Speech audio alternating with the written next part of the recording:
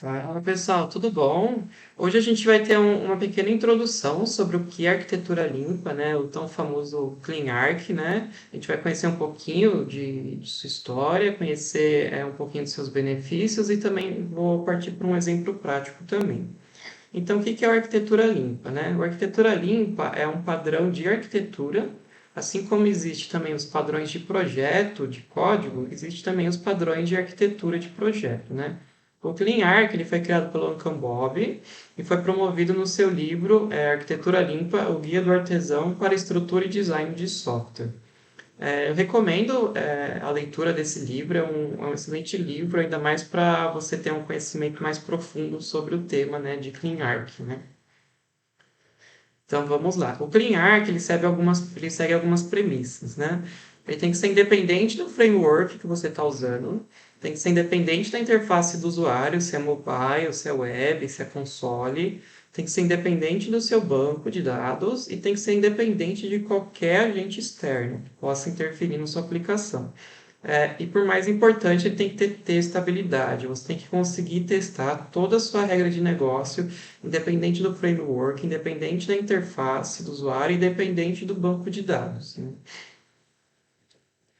Esse desenho ele foi retirado do livro do Clean Arch, né? Ele também está disponível na página do Clean Code, né? Então a gente pode ver aqui que o Clean Arch é um padrão de arquitetura em camadas. Então você vê que é um padrão sempre de fora para dentro, né? Nunca de dentro para fora.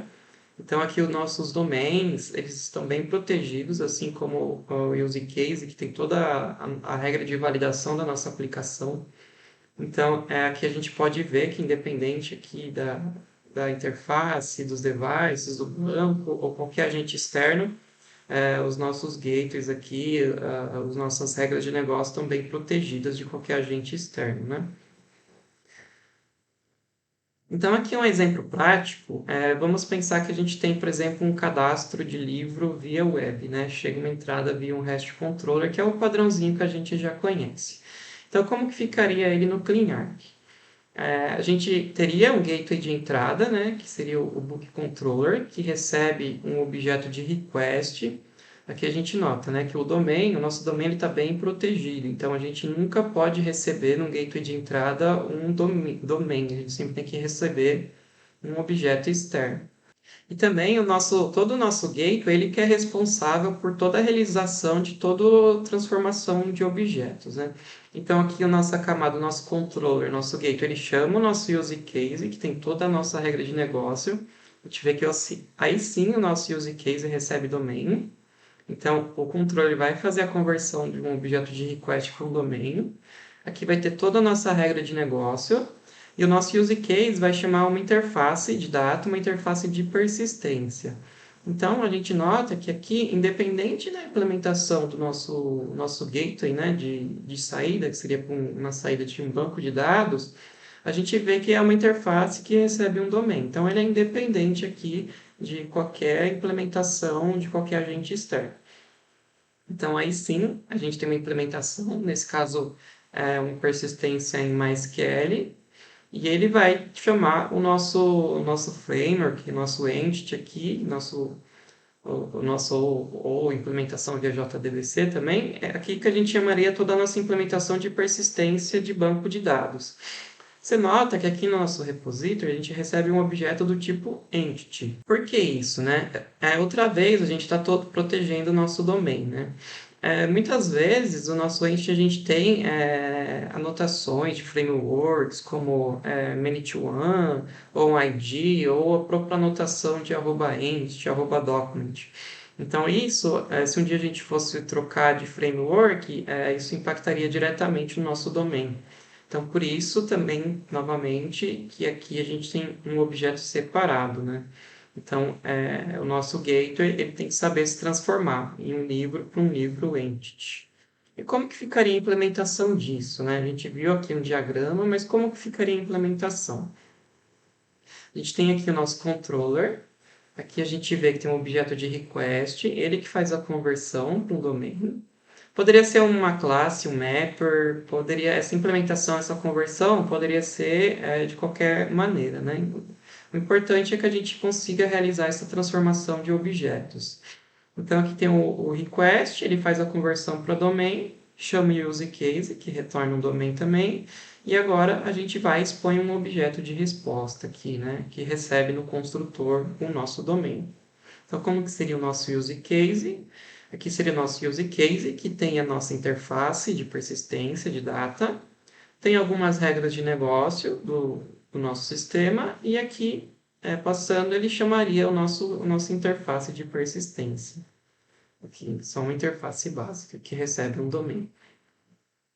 Aqui é um exemplo de implementação. Nesse exemplo aqui, uma implementação em um MongoDB, que novamente, né, a gente tem o nosso objeto de persistência, ele sabe se transformar, recebe um domain, se transforma aqui num objeto de document, a gente persiste ele, e ele sabe se converter para um domain. É sempre os objetos externos, eles que têm que se adaptar, né? O domain, ele nunca tem que saber se transformar num objeto de response ou num objeto de entity, né? É sempre os objetos externos que têm que saber se adaptar ao nosso domain, né? Para a gente nunca amarrar. Porque se um dia deixar de existir o document e virar um book entity, não vai interferindo na implementação do nosso domain, né? Porque o entity, o document que está recebendo via construtor o domain, e não o inverso. Então, nesse exemplo aqui, a gente vê um exemplo um pouquinho mais complexo, né?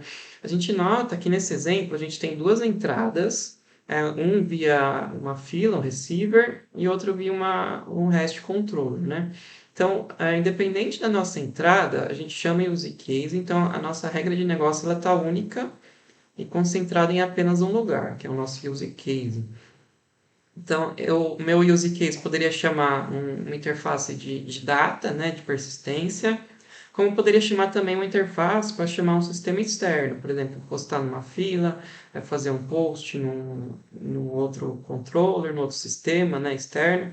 Então, aqui a gente também poderia chamar duas interfaces separadas, né, dependendo da nossa regra de negócio. Então, a gente vê aqui que a nossa interface ela é independente da implementação, aqui no caso o Mongo, no caso o MySQL, e no caso aqui do external também. Eu tenho aqui, no caso, um Kafka, mas poderia ser um REST, chamar um sistema externo. Então, vamos mostrar um pouquinho mais de código, né? Então, vamos lá. Eu criei esse projeto aqui como exemplo para vocês verem. Ele está feito em Spring Boot, né? Então, aqui eu tenho o application do Spring Boot. Eu tenho aqui meu pacote de configurações, que é independente, né? Isso aqui é mais específico do meu framework. Eu tenho meu pacote de domains, que eu tenho aqui o meu domain livro. Eu tenho aqui os meus gateways, tanto gateways de entrada quanto gateways de saída. E também aqui o meu use case. Aquele exemplo lá que a gente mostrou, né? Eu posso ter dois gateways, né? Chamar tanto persistência quanto chamar um sistema externo. Faria as validações aqui, chamaria tanto de persistência quanto external, né? Aí aqui a gente pode ver os nossos inputs na entrada, tanto via HTTP quanto Kafka. Então aqui eu tenho o livro controller, que é uma entrada via REST. Então aqui o gateway de entrada, ele recebe um objeto externo, que está dentro aqui de resources. Ele recebe o objeto externo, faz a conversão para domain, e chama nosso use case. E o mesmo vale para uma entrada aqui via Kafka. Eu tenho meu receiver, que recebe um JSON. Ele sabe se converter, né, o objeto JSON para um domain e chamaria aqui a minha regra de negócio. Então, a regra de negócio está concentrada exclusivamente aqui no meu use case. Então, isso aqui é para exemplos de gateways de entrada, né?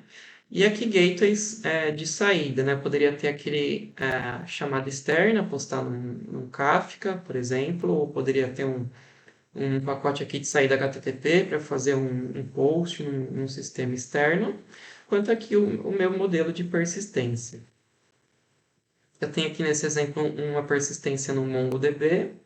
Novamente aqui eu tenho o meu document, ele que tem todas as anotações aqui, para qual collection que vai, o ID, Poderia ter, se fosse talvez no MySQL, no banco relacional, um many-to-one, one-to-many, eu poderia ter aqui as anotações específicas da minha persistência, né, nesse objeto separado. Então, aqui eu tenho os documents, poderia ser entities.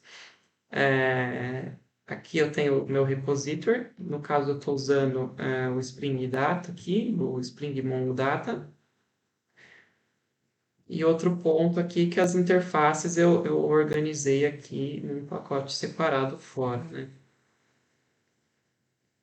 Então, esse aqui é o projetinho.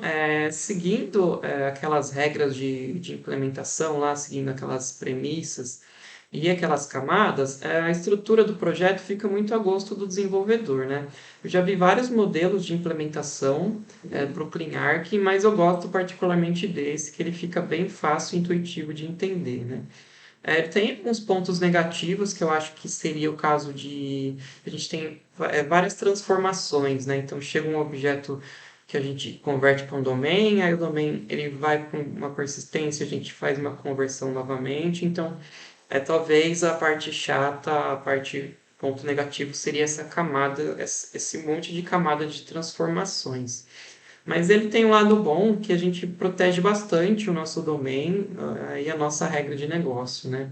E com o tempo, conforme você vai codando, ele vai ficando bem intuitivo e você vai ver que a curva, tanto para manutenção, por causa dos use cases, que são objetos bem específicos, né? Então, eles normalmente têm uma única ação, então é muito fácil a manutenção, porque são métodos, normalmente é um método só de entrada, uma única entrada e saída, são métodos bem enxutos e bem específicos, então é bem fácil de dar manutenção nesse caso, né?